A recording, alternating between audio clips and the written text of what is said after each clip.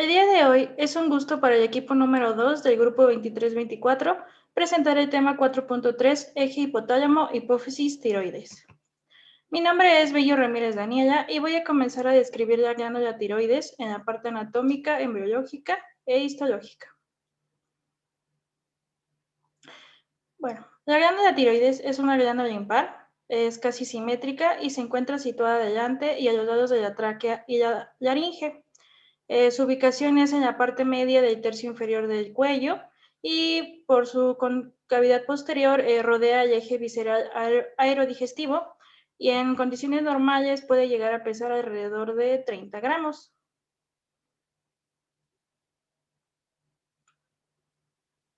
En su configuración externa, podemos empezar a hablar de que está constituida por dos lóbulos, que es el lóbulo izquierdo y el lóbulo derecho, y en su parte inferior es más gruesa que en la parte superior, y esta parte superior se adelgaza hasta terminar en un vértice, y estos dos lóbulos son reunidos en un istmo transversal, y todo este conjunto en sí forma una H. Bueno, como mencioné anteriormente, el istmo es el que conjunta los dos lóbulos y por su cara anterior, este es convexo y la cara posterior es cóncavo. Y así, por esta cara abraza los dos primeros cartílagos traqueales. Por su borde inferior es corto y cóncavo hacia la parte de abajo y por su borde superior es cóncavo igual hacia la parte de arriba. Y este borde superior puede llegar hasta el cartílago cricoides. Y desde la parte media del borde superior del istmo asciende el lóbulo piramidal, o también llamado pirámide de Jaulet, y esta es una prolongación aplanada y alargada, cuyo vértice puede alcanzar hasta el borde superior del cartílago tiroides, y a veces puede llegar hasta el hueso ioides. En la glándula se distinguen primero tres caras, que es una anterolateral, que es convexa, es superficial y esta está cubierta por una capa muscular. Después tenemos a la posteromedial, que es cóncava, y esta está en contra de la cara anterolateral de la laringe y en contra de la tráquea. También esta tiene relación con la faringe y el esófago. Y por último tenemos la cara posterior, que es la cara menos extensa y que está orientada hacia la parte de atrás. También se distinguen dos polos. El primero es el inferior o también llamado base. Este es convexo y está orientado hacia abajo y medialmente y desciende hasta el quinto o sexto anillo de la tráquea. Y el polo superior o también llamado vértice, que es más afinado y está dirigido hacia arriba y hacia atrás y se encuentra en contacto con el tercio inferior lateral de la lámina del cartílago tiroides. Además, esta glándula también presenta tres bordes, que es el anteromedial, que es dirigido hacia abajo, adelante y medialmente, y los posteromedial y lateral, que son redondeados y reúnen a todas las caras adyacentes mencionadas anteriormente. En cuanto a sus relaciones, vamos a comenzar con las relaciones anterolaterales o también llamadas superficiales. Estas corresponden a la cara anterior del istmo y a la anterolateral de los lóbulos. Y por fuera de la cápsula fibrosa y de la vaina visceral están cubiertos sucesivamente por piel, tejido subcutáneo y el músculo platisma. Después podemos encontrar a la lámina superficial de la fascia cervical, que está entre ambos músculos esternocleidomastoideos, que cubren la parte lateral de los lóbulos. Y luego tenemos los músculos infraioideos reunidos por la lámina pretraqueal de la fascia cervical. Después, el músculo esternocleidomastoideo transcurre de manera oblicua hacia arriba y en sentido lateral. En un plano más profundo, la lámina pretraqueal de la fascia cervical se encuentran el músculo homoioideo y el músculo esternoioideo. Y por último, en un plano aún más profundo, se encuentra el músculo esternotiroideo. Después, las relaciones posteriores o profundas también se encuentra por fuera de la vaina visceral y esta se relaciona con el istmo y con las caras posterior y posterior-media de los lóbulos. Primero, en la línea media, el istmo descansa en los cartílagos traqueales, segundo y tercero, y en su cara posterior se observa un plexo venoso profundo, que aquí es donde se originan las venas tiroideas inferiores, que bueno, emergen por el borde inferior y el borde superior se relaciona con el espacio prelaringio que aloja a los nodos prelaringeos. Y bueno, de dicho borde superior también se desprende el lóbulo piramidal. Y por la parte lateral, la cara posterior de los lóbulos está delante del eje vasculonervioso yugulo-carotídeo, que está formado por la arteria carótida común en la parte medial y la vena yugular interna en la parte lateral, y entre estas dos se encuentra el nervio vago. Luego, en la cara posterior medial de los lóbulos de la glándula se amolda el conducto aerodigestivo, que está aplicado sobre la laringofaringe hacia arriba y a la tráquea y el esófago un poco más abajo. Y por último, esta cara también se relaciona con las glándulas parótides, la arteria tiroidea inferior y los nervios laringeos recurrentes que cruzan la terminación de la arteria tiroidea. En cuanto a los polos, comenzando por el polo superior, este asciende hasta la mitad del cartílago tiroides, cerca del borde posterior y cercano a la bifurcación carotídea. Además, está enmarcado por la terminación de los vasos tiroideos superiores. Y después, el polo inferior, este desciende hasta casi la abertura superior del tórax, por detrás y medialmente al ángulo venoso yugulo-subclavio y a nivel del quinto o sexto cartílago traqueal.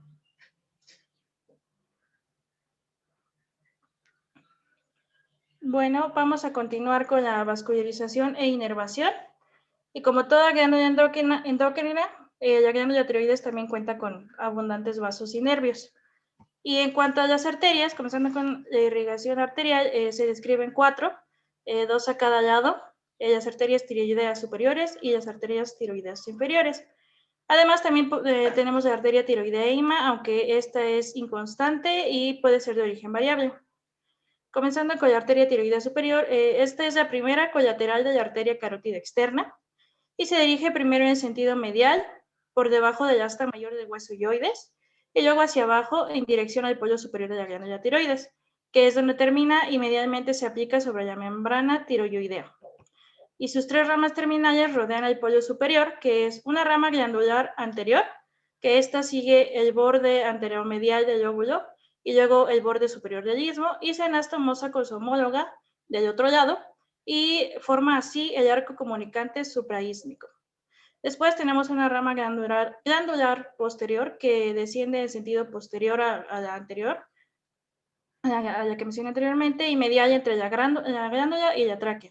Y así se anastomosa con una rama de la arteria tiroidea inferior.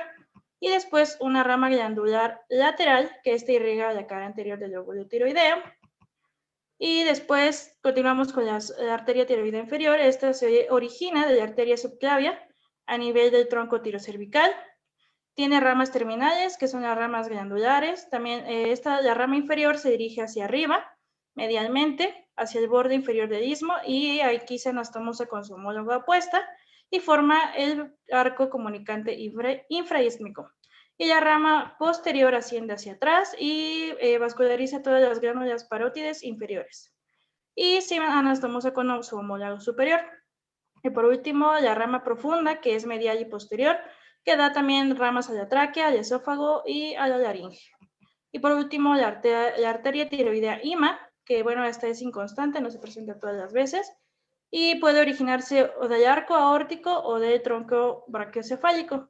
Esta se dirige hacia arriba de manera anterior a la tráquea y llega al borde inferior del istmo, donde refuerza el arco infraísmico. Continuamos con el drenaje venoso, que comienza a partir de los espacios interlobulares de la glándula. Aquí se forman las venas superficiales subcapsulares y bueno, constituyen así primero a la vena tiroidea superior, que se forma en el polo superior lateral a partir de las venas y del arco venoso supraísmico. Después sigue el trayecto de la arteria del mismo nombre y termina en la vena facial. Y después tenemos la vena tiroidea media, que emerge de la parte lateral y media del lóbulo y se dirige en sentido lateral hacia donde termina en la vena yugular interna. Después la vena tiroidea inferior, que comienza en el polo inferior de cada uno de los lóbulos tiroideos, debajo de la arteria del mismo nombre, y se dirigen oblicuamente hacia abajo y terminan en las venas brachiocefálicas del lado correspondiente. Y bueno, por último, el plexo tiroideo en par, que esta es una red venosa ubicada por delante de la tráquea y el borde inferior de la tiroides, y este plexo drena su sangre en las venas tiroideas inferiores. Después tenemos el drenaje linfático, que bueno, estos vasos son originados en el interior de la glándula, formando así el plexo subcapsular, y de aquí los colectores eferentes son medianos y laterales.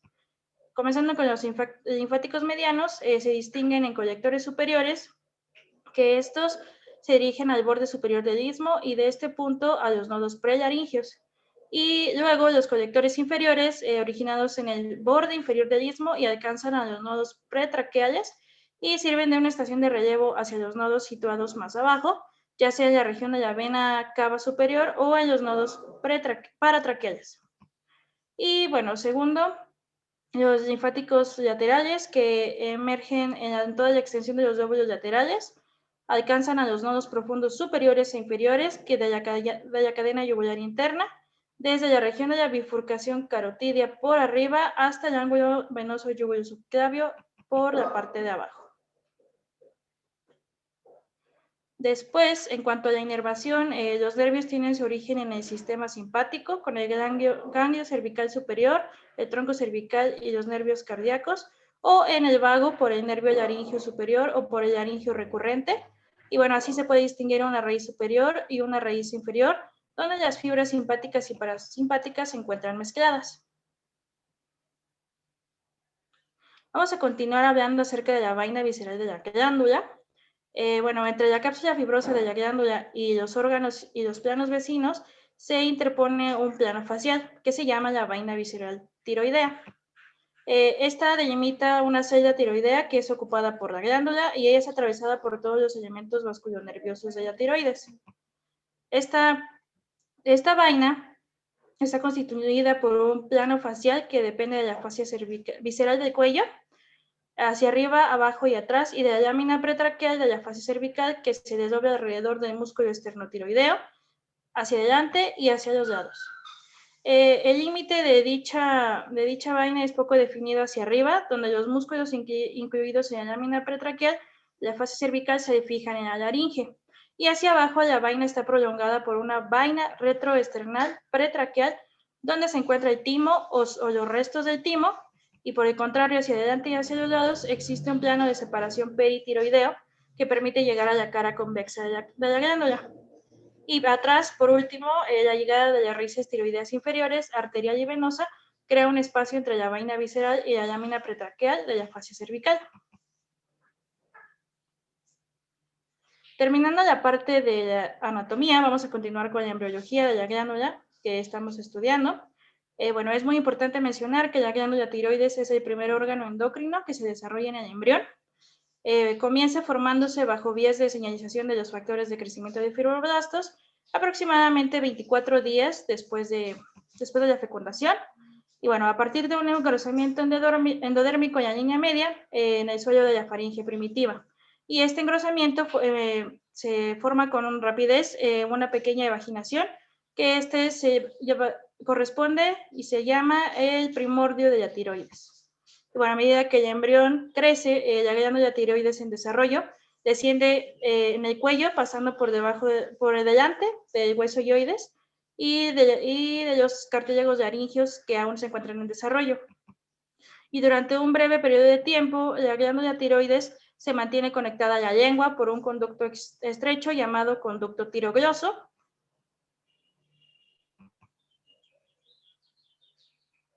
Y bueno, al principio, el primordio de la tiroides es hueco, pero en poco tiempo se convierte en una masa celular sólida que se divide en lóbulos derecho y lóbulo izquierdo, conectados entre sí por el istmo. Y hacia la séptima semana la glándula ya tiene la forma definitiva y ya está en condiciones normales, alcanza su localización que va a tener en el cuello. En este momento lo habitual es que el conducto tirogloso ya haya degenerado y desaparecido y la abertura proximal persiste a modo de una pequeña depresión en el dorso de la lengua, que está denominada agujero ciego. Y en cuanto a la histiogénesis de la glándula, el primordio de la tiroides consiste en una masa sólida de células endodérmicas y este agrupamiento celular se fragmenta más adelante en una red de cordones epiteliales y ello invade el mesénquima vascular adyacente, y hacia la semana 10 dichos cordones epiteliales se han dividido en grupos celulares pequeños. Y poco tiempo después se forma una luz en cada uno de estos grupos celulares y las células que lo rodean se disponen en una sola capa alrededor de los folículos tiroideos. Y durante la semana 11 comienza a aparecer el material coloide que se encuentra en el interior de los folículos, y hacia la semana 20 comienzan a aumentar las concentraciones de las hormonas tiroideas, y a la semana 35 más o menos alcanzan ya los valores correspondientes que va a tener en el adulto.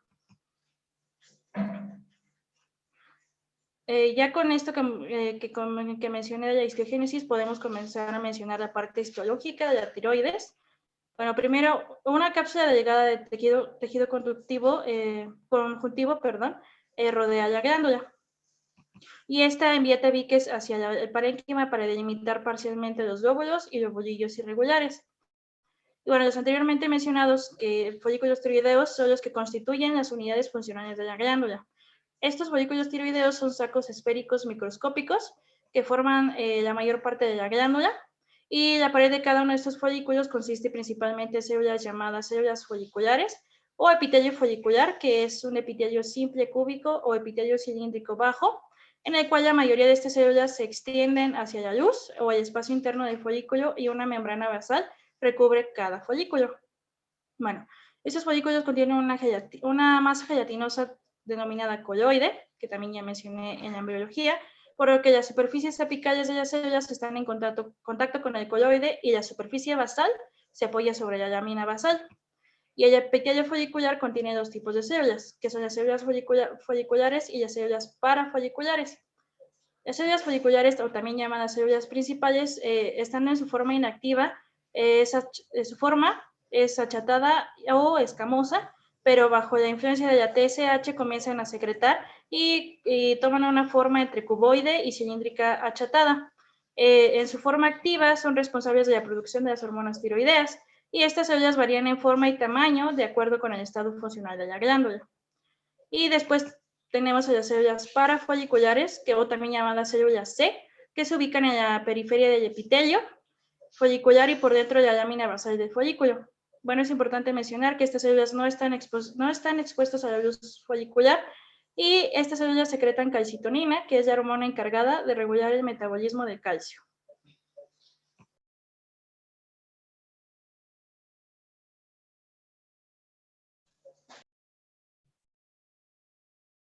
Mi nombre es Hernández Godínez Daniela María y voy a presentar el tema de fisiología de la tiroides, de las hormonas TRH, TSH, T3 y T4, y también la integración del eje hipotálamo-hipófisis tiroide.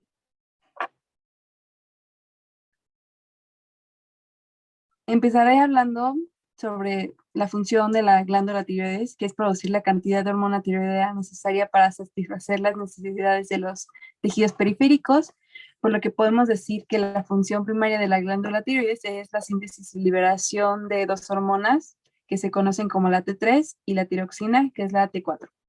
Estas hormonas actúan en casi todos los tejidos del organismo a nivel nuclear para que se produzca la acción de las hormonas tiroideas. Es necesario que todo proceso de síntesis, metabolismo, regulación y unión de las hormonas tiroideas con su receptor se lleve de manera adecuada, y para esto necesitamos contar con un tirocito estructural y totalmente funcional, así como el aporte adecuado de micronutrientes como yodo. Empezaremos hablando sobre la etapa de síntesis de las hormonas tiroideas, que se produce en la célula folicular tiroidea. Requiere de un aporte de yodo y de la síntesis de una proteína que tiene en su estructura primaria aminoácidos, tirosina, es la tiroglobulina, la TG. Entonces vamos a tener los siguientes pasos para la síntesis de las hormonas tiroideas, que son la captación, el transporte, oxidación, iodación, acoplamiento y la liberación. El primer paso, que es la captación, es el transporte de yoduro activamente mediante la proteína NIS, que se concentra el yoduro en el interior de los tirocitos. Siguiendo con el paso del transporte, este yoduro se difunde por la célula hasta la membrana apical, donde es transportado por la pendrina, que es un transportador yodo-cloro, a las vesículas que se fusionan con la membrana apical. El tercer paso es la oxidación. El yoduro es oxidado mediado por la acción de la enzima tiroperoxidasa, la TPO, que oxida el yoduro en yodonio. El cuarto paso es la iodación. El yodonio se incorpora a los residuos de la tiroglobulina mediante la tiroperoxidasa, la TPO, para producir las yodotirosinas hormonalmente inactivas. Se forman MIT y DIT. El quinto paso, que es el acoplamiento, las yodotirosinas para formar las yodotironinas hormonalmente activas, la unión de dos residuos DIT da lugar a la tiroxina y un residuo MIT con otro DIT da lugar a la T3. Este acoplamiento es catalizado por la TPO. Y por último paso tenemos la liberación de hormonas tiroideas. Las vesículas con TG se fusionan a la membrana apical y se internalizan por micropinocitosis. Estas vesículas se unen a los lisosomas formando fagiolisosomas, donde por acción de enzimas líticas se libera la T4, la T3, MIT y DIT. Las hormonas T4 y T3 son liberadas al torrente sanguíneo.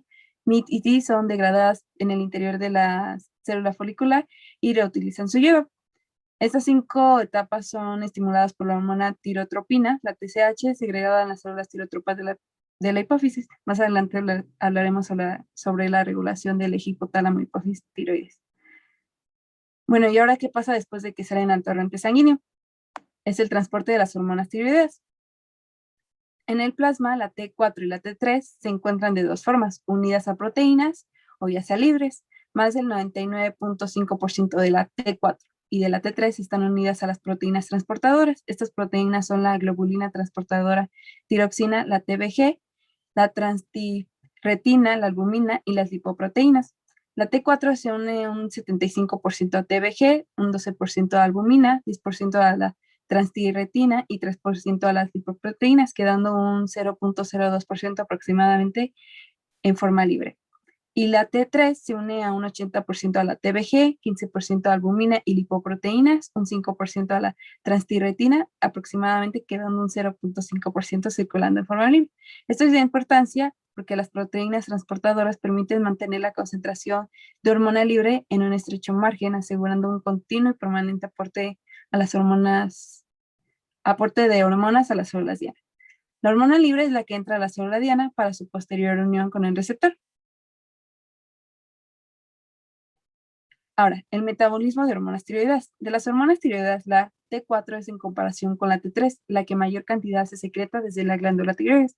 Sin embargo, la T3 es de las dos hormonas la que posee mayores efectos a nivel de tejidos periféricos, por lo que esta sería la verdadera hormona o la forma activa, considerándose la T4 como una prohormona a la que por desyodación se convertiría en T3. Para entender su metabolismo tendremos que hablar de su estructura. Las hormonas tiroideas están formadas por dos anillos bencénicos unidos por un puente de oxígeno. Uno unido a una cadena de alanina, que es anillo alfa o interno, y otro un grupo felino, que es el anillo beta o externo, ambos con posibles átomos de yodo como radical. Su nombre es determinado por la posición del yodo. En esta imagen podemos ver que se encuentran los dos anillos, el anillo interno y el anillo externo. La desyodación es una reacción de remoción de yodo de manera estereoespecífica, en la que participan 3 desyodases, la D1, la D2 y la D3. Estas son proteínas integrales de membrana que pertenecen a la familia de las selenoproteínas.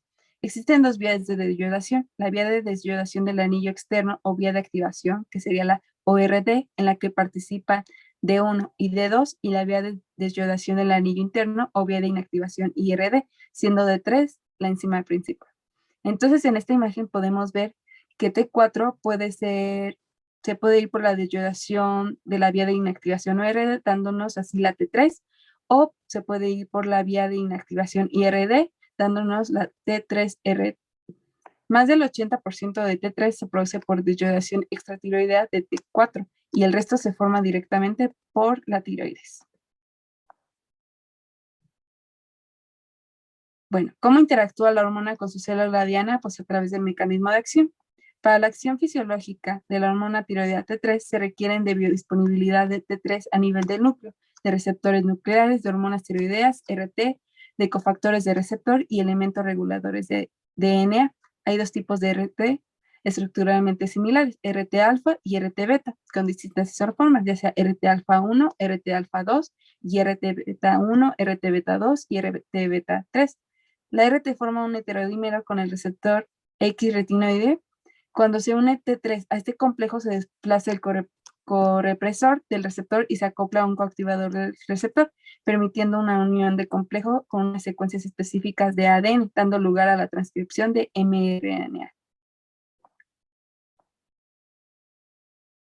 Y para regular todos estos puntos que les he hablado anteriormente, vamos a tener el eje hipotálamo, hipófisis, tiroides. En este eje se distingue en 3 escalones, como ya lo he dicho: hipotálamo, hipófisis y tiroides.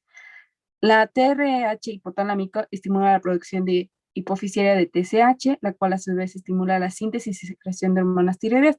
A la vez, las hormonas tiroideas actúan por retroalimentación negativa, inhibiendo la producción de TRH y TSH a nivel hipotalámico e hipofisiario respectivamente. Vamos a hablar un poco sobre cada uno.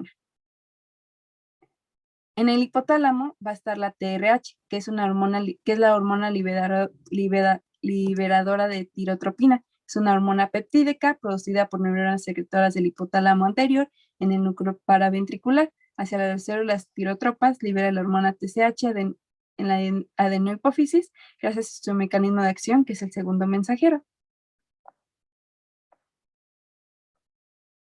En la hipófisis va a estar la hormona TSH, que es la hormona estimulante de tiroides. Es un heterodímero con 2 subunidades, la alfa, que es común a las otras 2 glucoproteínas hipofisiadas, que es la FSH y la LH, y la beta, mientras que esa singular para cada hormona glucoproteica confiere propiedades de unión y actividad biológica específicas y actúa por segundo mensajero.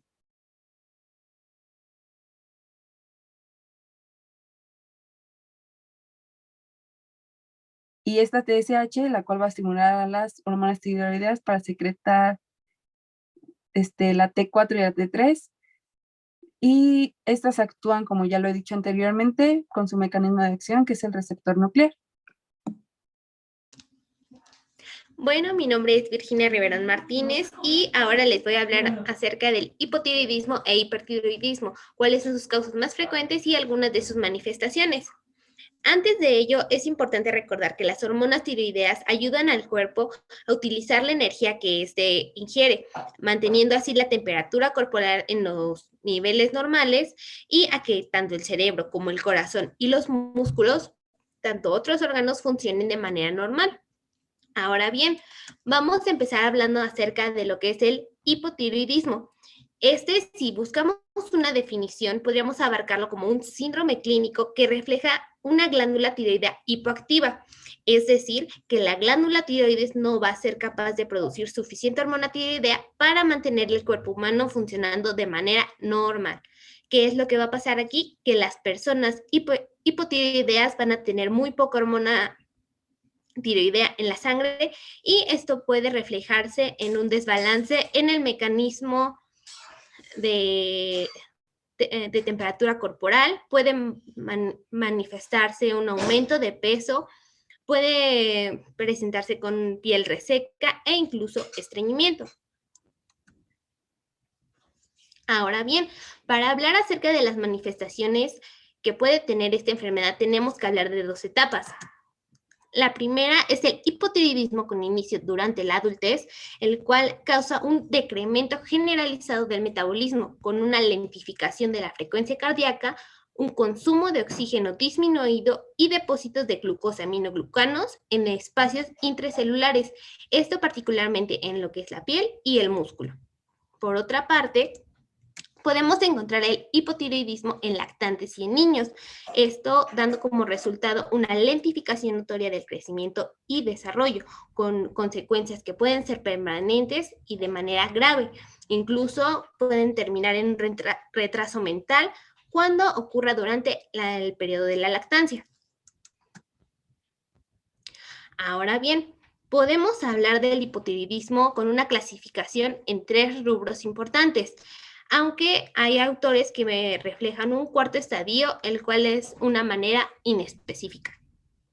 Hablando del hipotiroidismo primario, vamos a encontrar que este corresponde al 99% de todas las causas de hipotiroidismo y este va a ser ocasionado por una baja producción de hormona tiroidea por la glándula tiroides.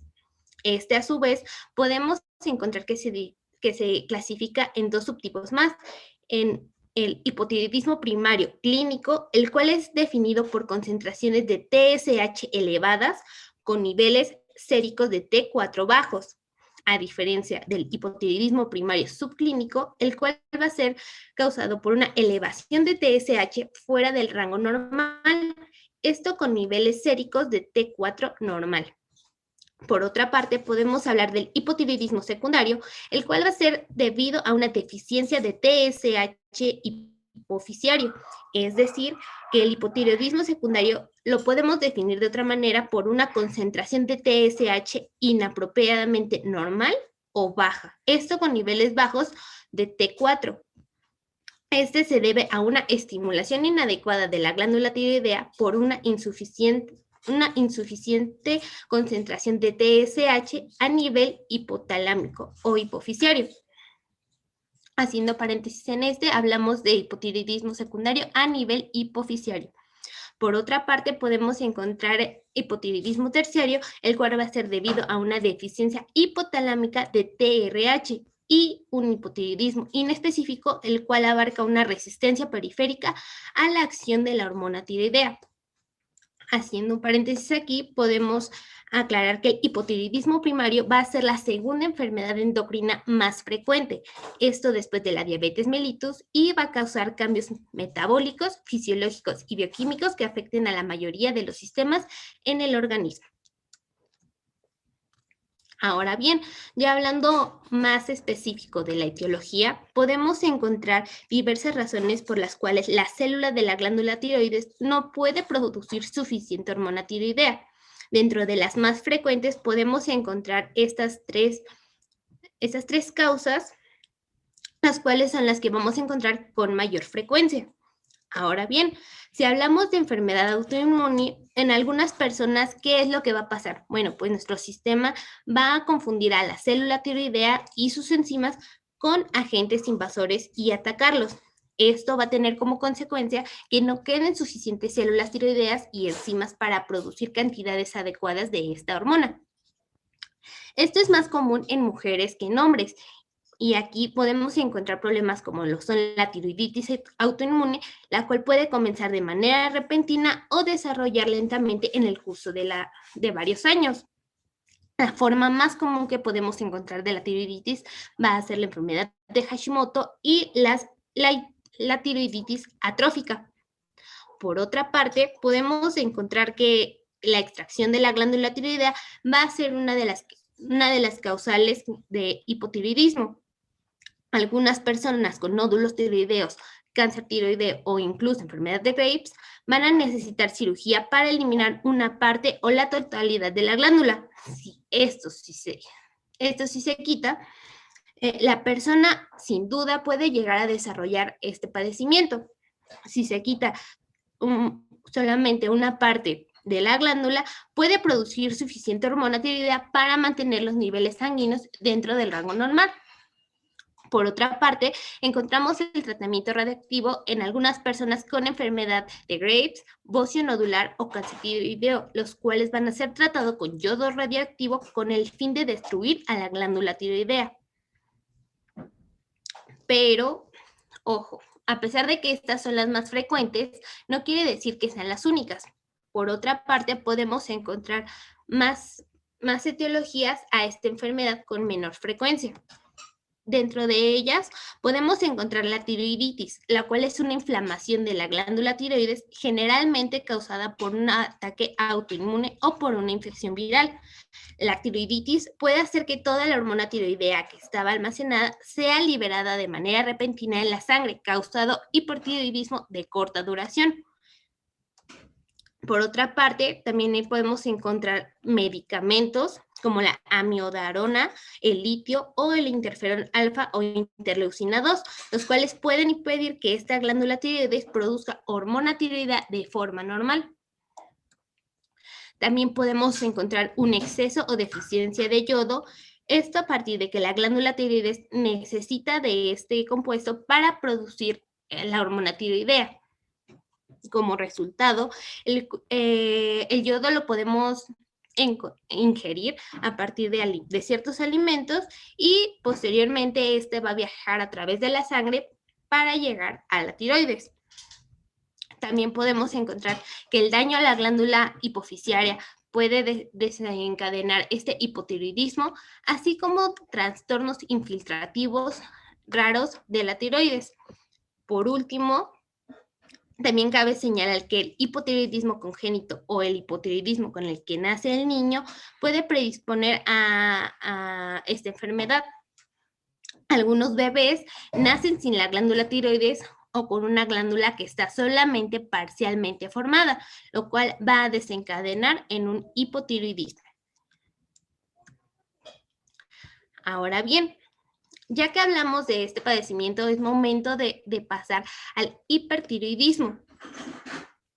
Si buscamos definirlo, podemos manejarlo como el conjunto de manifestaciones clínicas y bioquímicas en relación con un aumento de exposición y respuesta de los tejidos a niveles excesivos de la hormona tiroidea. Cabe aclarar que este término se usa cuando existe un aumento mantenido de la síntesis y secreción de hormona tiroidea en la glándula tiroides. Pero aquí vamos a hacer una pausa. ¿Por qué? Porque diversos autores manejan un término similar para hacer alusión a este padecimiento, y es el de la tirotoxicosis. Este término lo podemos definir como el síndrome clínico de hipermetabolismo que resulta cuando las concentraciones séricas de tirotoxina libre o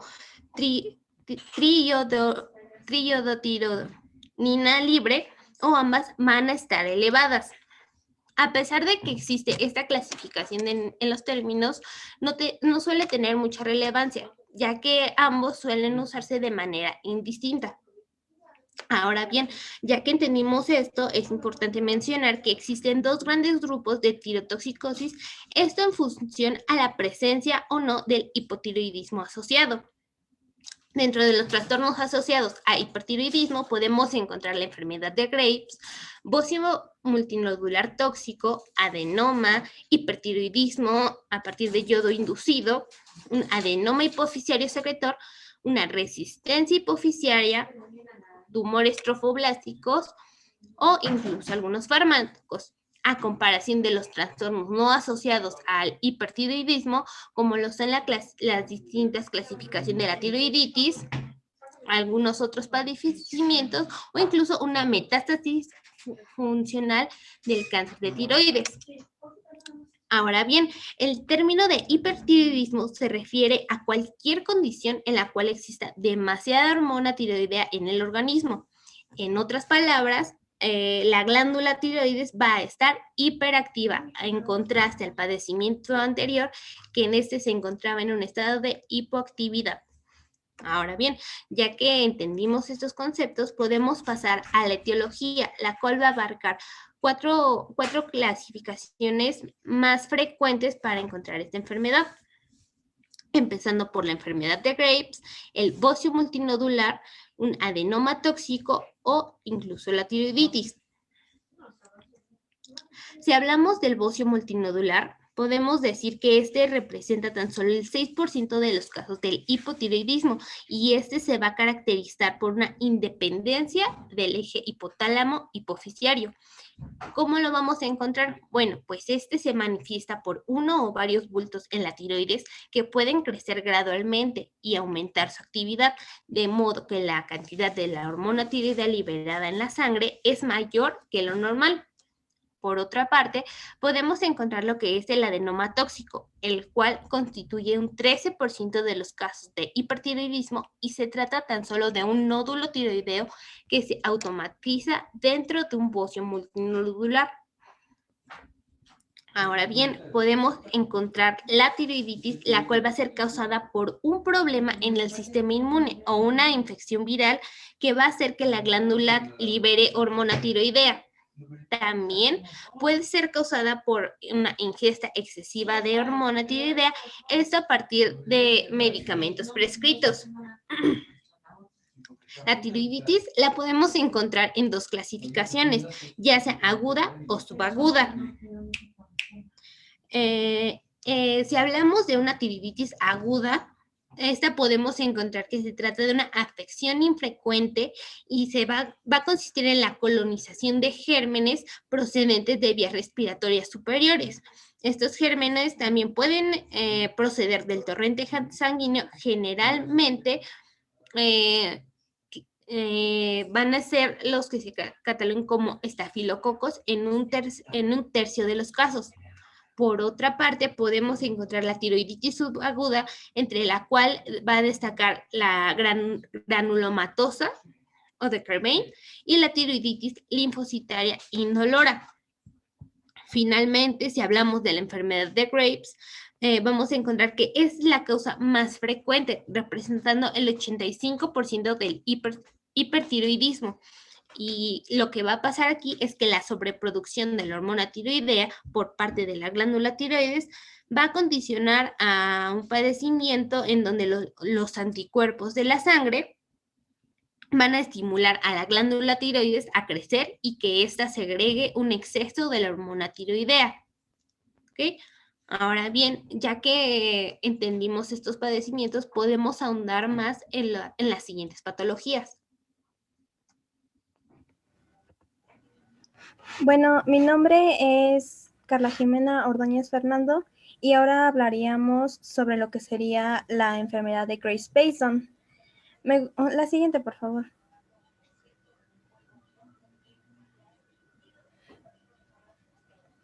Bueno, me gustaría dar inicio a esta parte mencionando que esta patología fue reconocida por primera vez en el siglo XIX por Caleb Haller Perry, Carl Adolf von Bason y Robert James Graves como un síndrome que va a comprender 3 aspectos.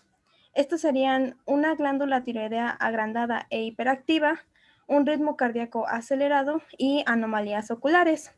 Un dato curioso sobre esta patología es que en el ámbito internacional fue designada con el nombre de enfermedad de Graves, mientras que en aquellos países que son germanoparlantes se le denomina por enfermedad de Bason. La siguiente, por favor. Como concepto tenemos que esta patología es un trastorno inmune específico de la glándula tiroides que ocurre debido a la presencia de anticuerpos circulantes que son estimulantes del receptor estimulante de la tiroides, abreviado como TSHR, que conduce al hipertiroidismo. Esta patología es una afección multisistémica que está caracterizada por lo que sería la hiperplasia difusa de la glándula tiroides con hiperfunción, que también se conoce como tirotoxicosis, la oftalmopatía infiltrativa y también dermopatía infiltrativa. La siguiente, por favor. Bueno, hablando un poco sobre la epidemiología de esta enfermedad, podemos mencionar que la enfermedad de Graves puede ocurrirle a cualquier persona. Sin embargo, es más frecuente en mujeres en edades entre los 30 a los 60 años de edad. Como observamos, ambos sexos pueden tener un riesgo de padecerla. Sin embargo, este riesgo es mayor en las mujeres, ya que ellas pueden abarcar hasta el 3% de la población afectada, mientras que los hombres solo el 0.5%. Igualmente, la incidencia anual de esta enfermedad es notoriamente diferente, tanto en hombres como en mujeres, ya que en mujeres observamos 16 casos sobre cada 10,000 y en los hombres solo 3 casos sobre cada 10,000 habitantes. La siguiente, por favor. Bueno, como ya mencioné anteriormente, la enfermedad de Graves se considera una enfermedad de origen autoinmunitario. Sin embargo, su origen de manera concreta todavía se desconoce. Podemos mencionar que la enfermedad de Graves se considera como un trastorno que se encuentra asociado a los antígenos leucocitarios humanos de clase 2.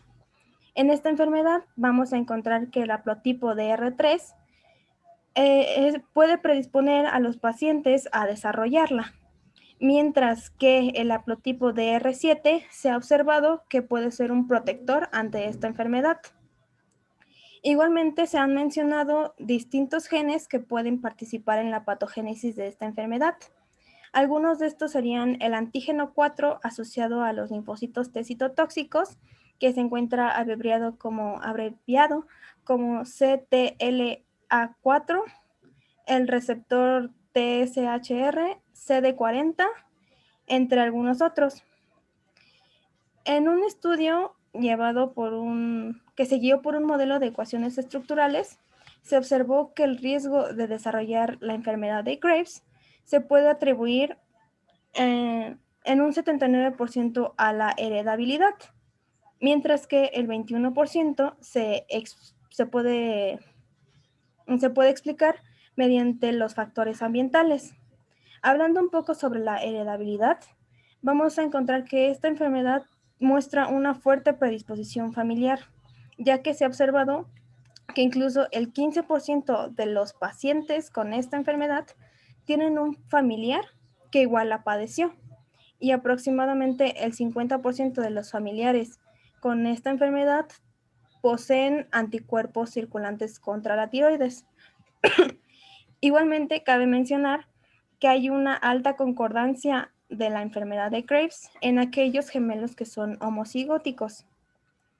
Y ahora hablando sobre los factores ambientales, podemos encontrar que estos comprenden al estrés, al consumo de tabaco, a las infecciones virales, a la exposición al yodo, a la radiación y algunos medicamentos. También otro punto a resaltar es que, como había mencionado anteriormente, esta enfermedad afecta más que nada a las mujeres. Entonces, un punto que podría mencionar es que en el estado de posparto, ya que pues afecta más a las mujeres, este periodo está relacionado con un aumento de la función inmunitaria en la mujer. Bueno, la siguiente, por favor.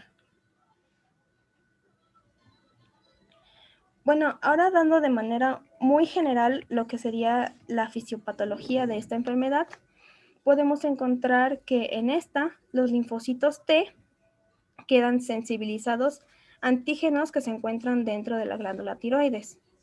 Va a existir un defecto en los linfocitos T supresores, que ahí están representados como un circulito morado, que permite a su vez que los linfocitos T auxiliares sean capaces de estimular a los linfocitos B para que estos sinteticen anticuerpos antitiroideos.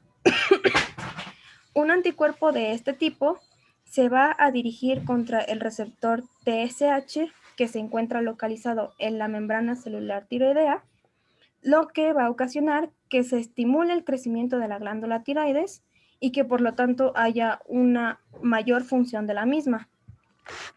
Un ejemplo de anticuerpo antitiroideo sería el anticuerpo estimulante de la tiroides, también llamado TSAB, o que también se le conoce como inmunoglobulina estimulante de la tiroides, TSI.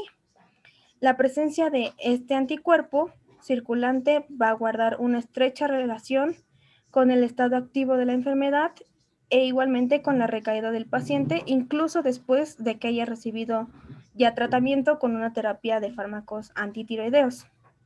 También, como ya mencioné en las diapositivas anteriores, va a existir un fuerte predominio genético subyacente, pero pues ya sabemos que no está claro qué es lo que desencadena el comienzo de lo que sería el hipertiroidismo. Algunos factores que pueden incitar a la respuesta inmunitaria propia de esta enfermedad son, como ya he mencionado previamente, el embarazo, principalmente el periodo de posparto, una exposición al yodo, el interferón alfa, ya que este es capaz de modificar la capacidad de la respuesta inmunitaria, las infecciones virales o bacterianas y el estrés psicológico. Yéndonos al lado derecho de la presentación, pues vamos a encontrar que existe una relación entre lo que sería la glándula tiroides y los ojos, debido a que estos están enlazados por un antígeno en común, que sería el TSHR, que se encuentra tanto en células foliculares tiroideas como en fibroblastos orbitarios. Hablando un poco más de la patogenia de la oftalmopatía y un poco de la dermopatía que se produce, por su parte la oftalmopatía puede comprender a los linfocitos citotóxicos o células asesinas, y anticuerpos citotóxicos que se encuentran sensibilizados a un antígeno común, como el receptor de TSH, que se encuentra en fibroblastos orbitarios, en el músculo orbitario y en el tejido tiroideo. Las citocinas que se producen de estos linfocitos sensibilizados causan una activación y proliferación de fibroblastos y preadipocitos orbitarios, lo que a su vez va a resultar en un aumento de las cantidades de grasa y glucosaminoglucanos retroorbitarios, generando así la tumefacción de los músculos extraoculares, produciendo proptosis de los globos oculares y diplopia, así como enrojecimiento, congestión y edema conjuntival periorbitario. Y por su parte, hablando un poco sobre la dermopatía tiroidea y la acropaquia tiroidea que también se produce, estos comprenden la estimulación de fibroblastos, precisamente ubicados en estas partes, por citocinas de linfocitos. Muchos de los síntomas de la tirotoxicosis sugieren un estado de exceso de catecolaminas. Incluso se produce taquicardia, temblores, sudoración, asinergia y la mirada fija. La siguiente, por favor. Bueno, para explicar su cuadro clínico, vamos a encontrar una triada que se encuentra constituida por el hipertiroidismo,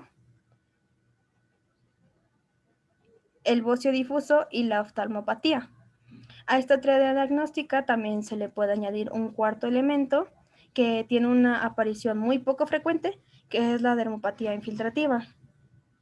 La siguiente, por favor. Desglosando un poco más esta triada, en el hipertiroidismo podemos encontrar que los síntomas más comunes van a ser la pérdida de peso, la fatiga, la intolerancia al calor, el temblor y las palpitaciones.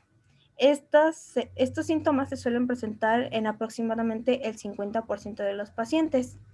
También vamos a poder encontrar un bocio palpable que se desarrolla igualmente en la mayoría de los pacientes con hipertiroidismo, principalmente en menores de 60 años. También encontramos la oftalmopatía asociada a la tiroides. Esta patología puede llegar incluso a ser disfigurante y amenazar a la vista del paciente. Se va a presentar proptosis, hinchazón de los párpados, diplopia, y estos padecimientos son los que van a hacer que el paciente tome la decisión inicial de asistir al médico. Algunos otros pacientes también reportan sufrir sequedad ocular, un aumento del lagrimeo, molestias oculares, que estas marcarían el inicio de la fase activa de la enfermedad. A esta fase activa le sigue una fase inactiva en las que las manifestaciones oculares se estabilizan.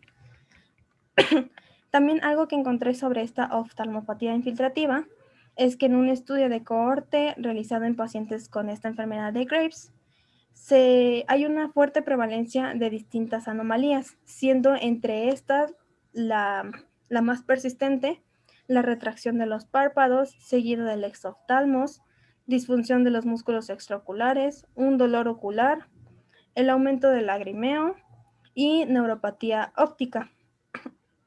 También hablando ya sobre la dermopatía y la acropaquia, vamos a encontrar que... Dale otro clic, por favor.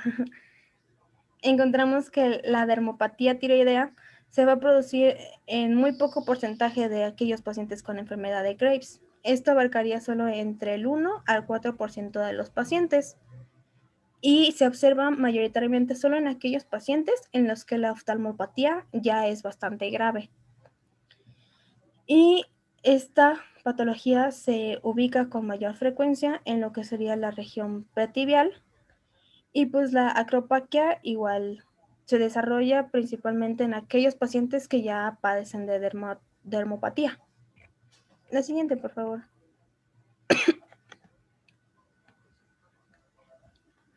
Bueno, hablando sobre el diagnóstico de esta enfermedad, podemos encontrar que se basa principalmente en el cómo se recogen y el cómo se valoran los síntomas y en cómo se observan los signos. Para el diagnóstico definitivo de la enfermedad, habitualmente se es suficiente con determinar las concentraciones de T4 libre, las cuales se encuentran aumentadas, y de la TSH que se encuentra inhibida. También existe una determinación de anticuerpos tiroideos, como sería la antitiroperoxidasa y la antitiroglobulina. En teoría, tiene poco valor práctico para el diagnóstico de la enfermedad. Sin embargo, es capaz de ofrecernos información acerca de si hay alguna alteración en la inmunidad humoral de los pacientes. La determinación de anticuerpos antirreceptor de la TSH son capaces de confirmar el diagnóstico y nos resultan especialmente útiles para el diagnóstico diferencial con otras formas de hipertiroidismo, como criterios de remisión de la enfermedad, para el diagnóstico de la oftalmopatía de Graves y en el diagnóstico y el control evolutivo del hipertiroidismo neonatal. La siguiente, por favor. Bueno, para describir el tratamiento decidí dividirlo en 3 partes: el hipertiroidismo, la oftalmopatía y la dermopatía y acropaquia. Para tratar el hipertiroidismo podemos encontrar diferentes opciones terapéuticas. Entre ellas podemos mencionar a los fármacos antitiroideos. Estos serían fármacos como el metimazol, el carbimazol y el propilitiuracilo. Estos lo que hacen es inhibir a la peroxidasa tiroidea y por lo tanto van a bloquear la síntesis de hormona tiroidea. También podemos mencionar al yodo radiactivo. Este tratamiento ofrece un alivio a los pacientes de hipertiroidismo, en pocas semanas.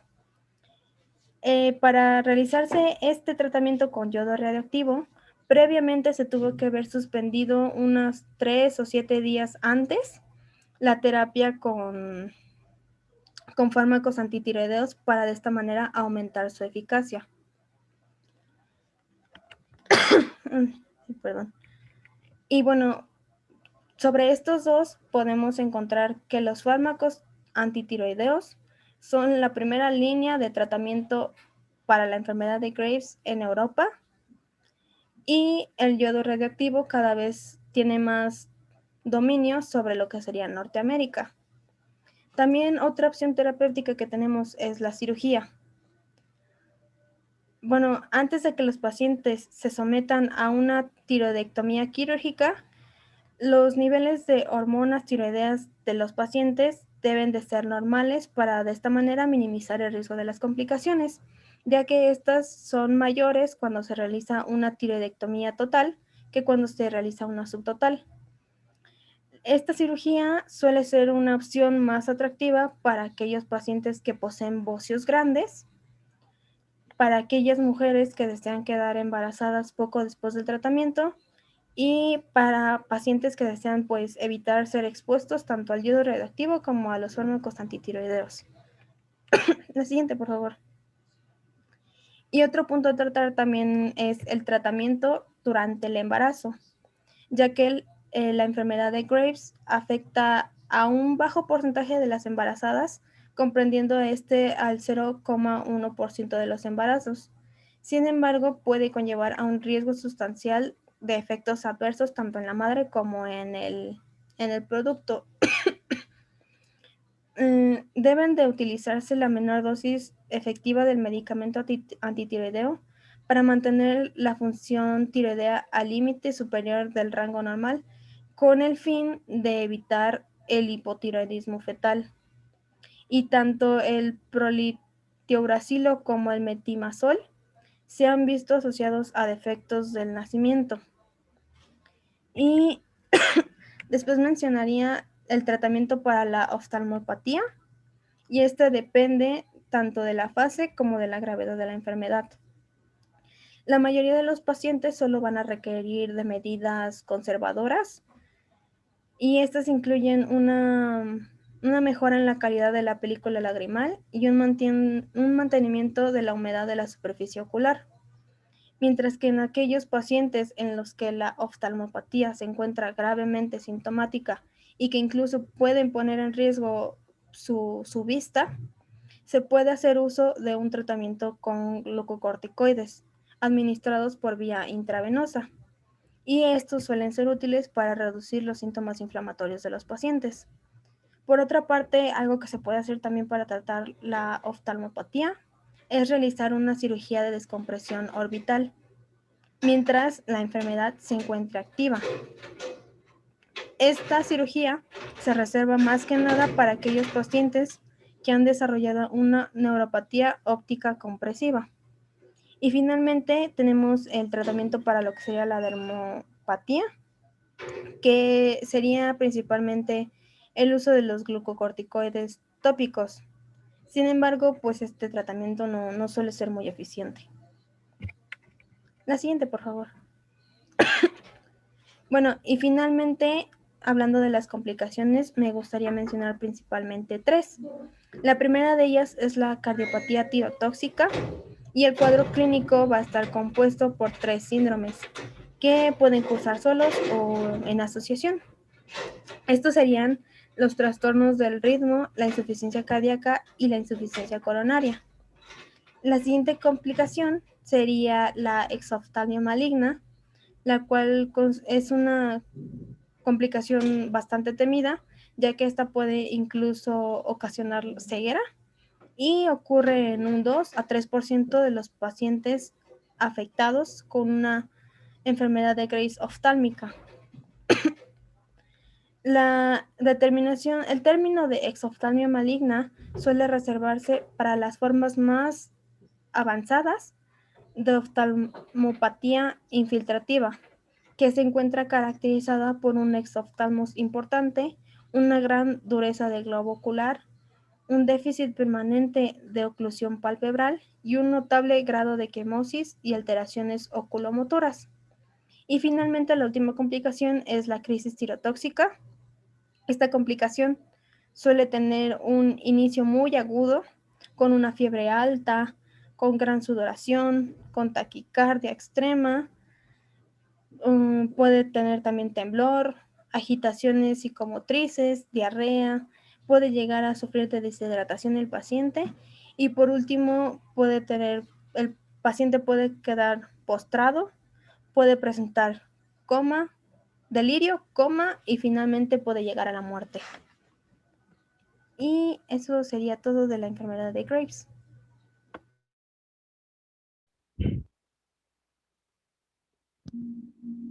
Ok, ahora vamos a hablar acerca de las enfermedades relacionadas al hipotiroidismo. Para empezar, vamos a empezar con la enfermedad de Hashimoto.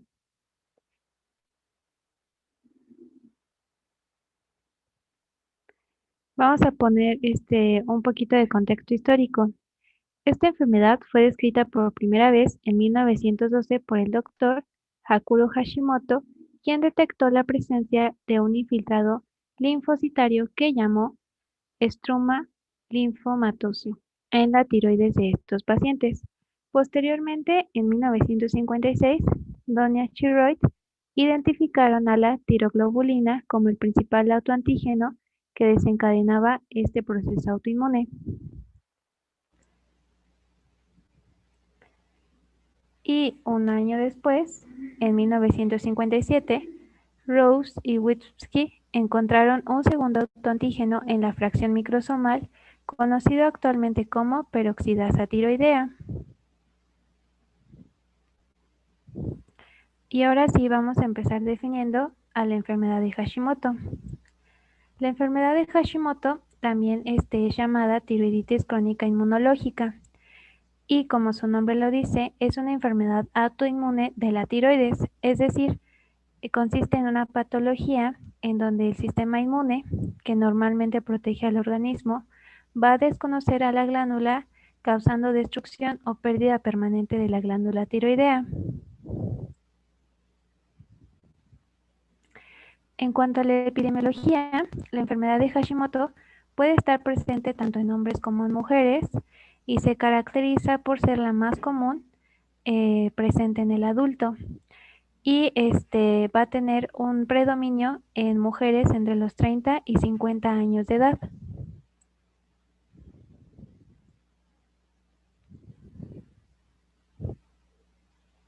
Y bueno, vamos a hablar en aspectos generales acerca de la fisiopatología de la enfermedad de Hashimoto. Y bueno, para ello se considera que la causa más importante de destrucción autoinmunitaria de las células foliculares tiroideas es por medio de una lesión tisular que va a estar mediada por linfocitos T. Los linfocitos T citotóxicos CD8+, que van a contener perforina, que va a abundar en el infiltrado linfocítico intratiroideo de la tiroiditis de Hashimoto. Estos linfocitos T van a aumentar a lo largo de la evolución de la enfermedad y van a reconocer tanto la tiroglobulina como la tirofosfatidina. La apoptosis va a ser una vía adicional de destrucción de células tiroideas. Por ejemplo, en la tiroiditis de Hashimoto, las células foliculares de la tiroides van a expresar tanto CD95 como CD95L y por lo tanto pueden autodestruirse cuando estas moléculas interactúan. Y en la tiroiditis de Hashimoto se va a producir asimismo un aumento en el número de linfocitos Th17 intratiroideos, lo cual va a indicar el papel patógeno de este subgrupo de linfocitos T proinflamatorios.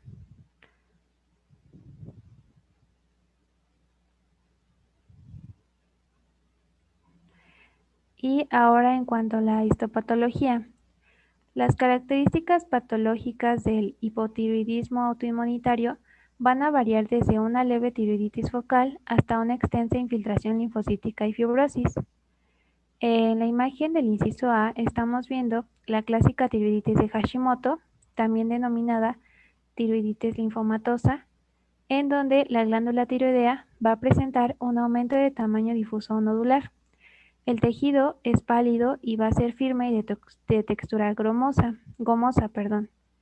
Y en la imagen del inciso B va a ser característico que va a existir una infiltración linfocítica difusa con formación de centro germinal y obliteración de folículos tiroideos acompañado de un grado variable de fibrosis. Y por último, la imagen del inciso C, se presenta un tipo de hipotiroidismo autoinmunitario, también llamado tiroiditis atrófica o mixederma primario. Y en la glándula se va a atrofiar y va a presentar un extenso tejido fibrótico, moderada infiltración linfocítica y una amplia pérdida de folículos tiroideos, aunque la fibrosis no va a ser tan extensa como en la tiroiditis de Riedel.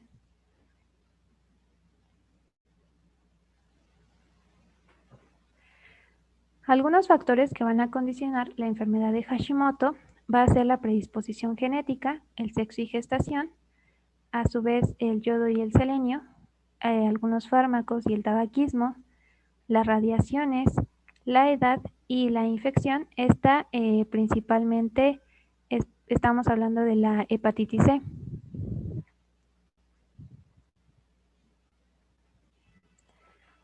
En cuanto al cuadro clínico,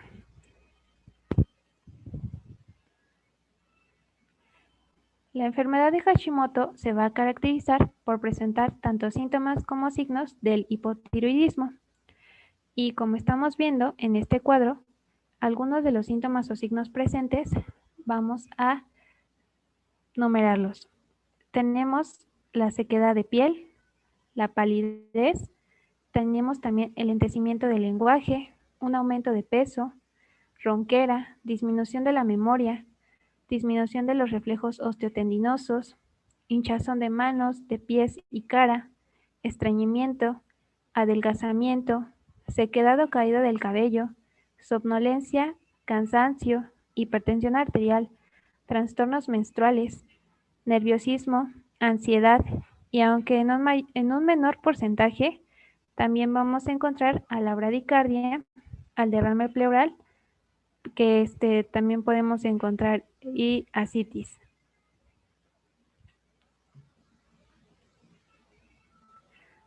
Sin embargo, el signo más llamativo de la enfermedad de Hashimoto, se le ha brindado el nombre de mixederma del adulto, y esta consiste en ser una singular tumefacción de la piel y la cual se va a distinguir porque al hacer presión digital no va a dejar fobia.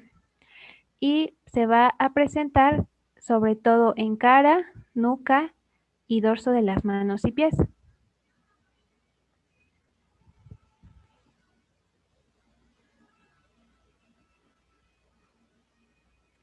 Y en cuanto al diagnóstico, para confirmar el diagnóstico se van a solicitar los siguientes exámenes de sangre, para los cuales no se va a requerir estar en ayunas. Vamos a tener a la tirotropina u hormona estimuladora de la tiroides. El segundo estudio, la T4 o tiroxina, la cual se puede medir en su forma libre o bien en su condición de total, que suma la libre con aquella mayoritaria que no puede ir dentro de las células. Y el último examen, también tenemos aquí a los anticuerpos antiperoxidasa, el cual se va a detectar la presencia de anticuerpos que van a estar atacando y dañando a la tiroides, alterando su producción de hormonas tiroideas.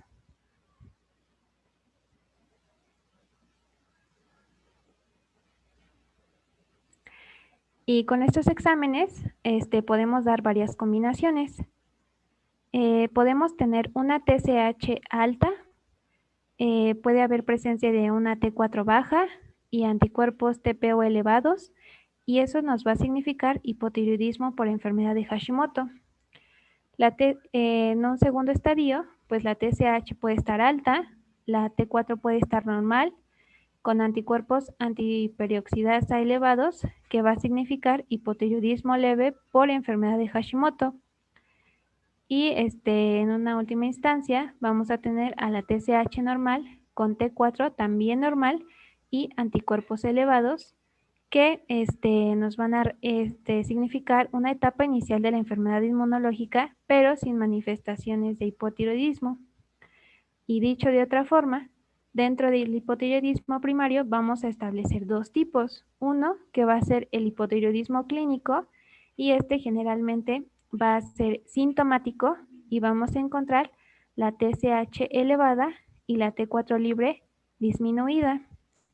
Y en el hipotiroidismo subclínico, generalmente va a ser asintomático y la TSH va a estar elevada y la T4 libre normal.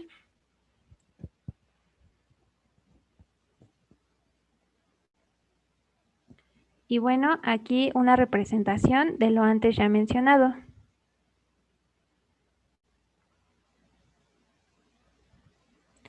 En cuanto al tratamiento, el tratamiento va a consistir en la administración interrumpida de levotiroxina.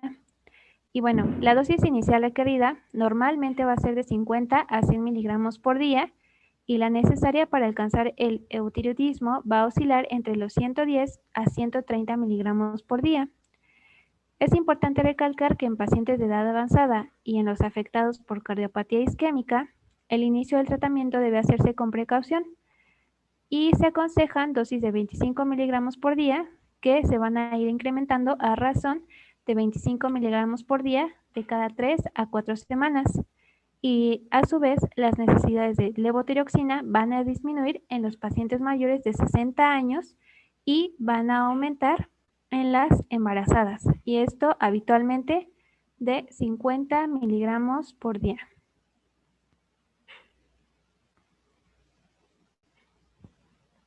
Ahora vamos a pasar al cretinismo, o también llamado hipotiroidismo congénito.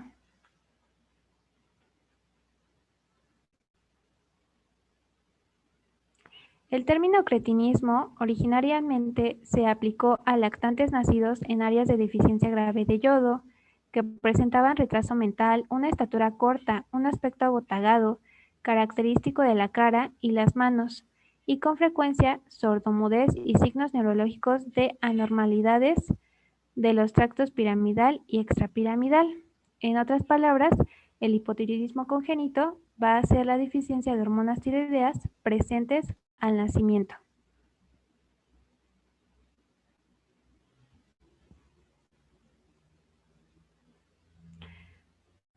Ahora pasamos a la epidemiología. Se calcula que en el mundo la prevalencia se ha estimado entre 1 por cada 800 a 1 por cada 10.000 recién nacidos, mientras que en México se estima de 1 a 2 de 1 por cada 2.400 recién nacidos vivos. Y bueno, también se encuentra que el hipotiroidismo congénito va a ser más frecuente en asiáticos, hispanos e indígenas americanos en comparación con la población blanca o afroamericana, y va a presentar un predominio en mujeres con una relación de 2 por cada 1 a 3 por cada 12 recién nacidas.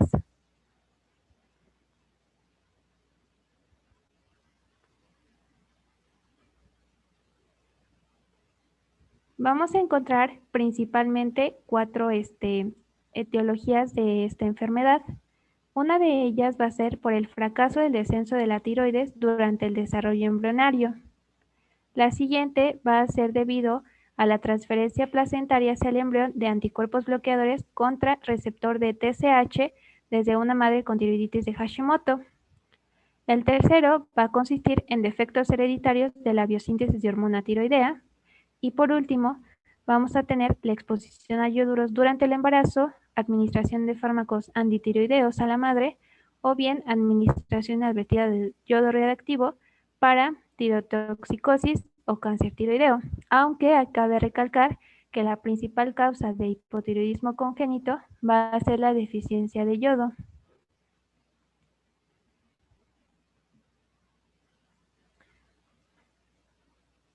Y ahora pasamos al cuadro clínico.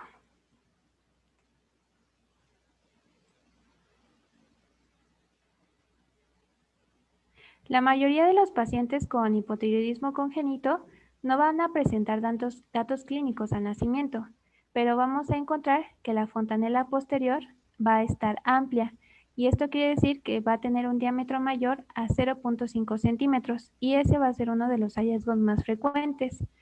Otro dato que se presenta, si no iniciamos un tratamiento oportuno, va a ser la macroglosia, edema. El llanto va a ser característico porque va a ser ronco. Vamos a tener facies toscas, presencia de hernia umbilical, hipotonía, piel moteada, hipotermia, letargia, ictericia prolongada, esto por más de 2 semanas, presencia de bradicardia, dificultad para alimentarse y estreñimiento. Y la presencia de los datos clínicos al nacimiento y un núcleo de osificación distal del fémur ausente o menor de 3 milímetros de diámetro nos va a sugerir que el hipotiroidismo va a ser severo y hay que tomar cartas en el asunto lo más pronto posible.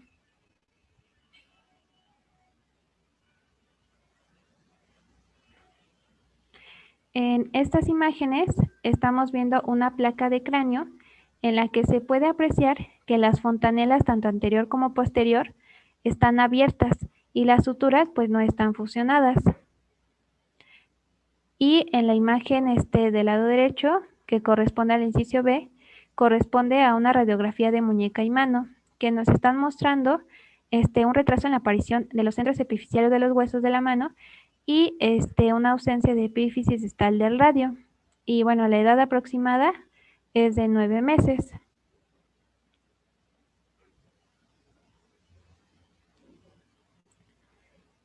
Y bueno, para llevar a cabo el diagnóstico, se utiliza el tamizaje neonatal.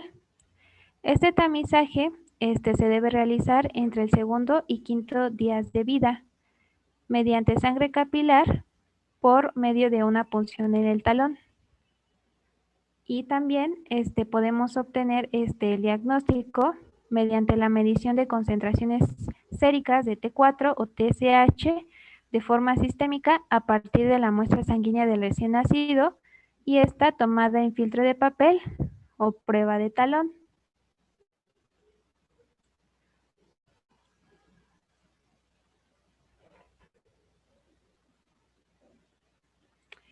Y por último, para concluir, pues vamos a hablar acerca del tratamiento.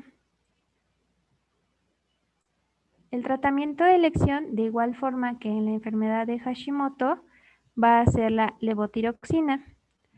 Pero aquí es importante tomar en cuenta que si la concentración de TSH en el tamiz resulta ser mayor de 40 miliunidades por litro, el médico de primer contacto debe indicar LT4 a la brevedad, es decir, levotiroxina.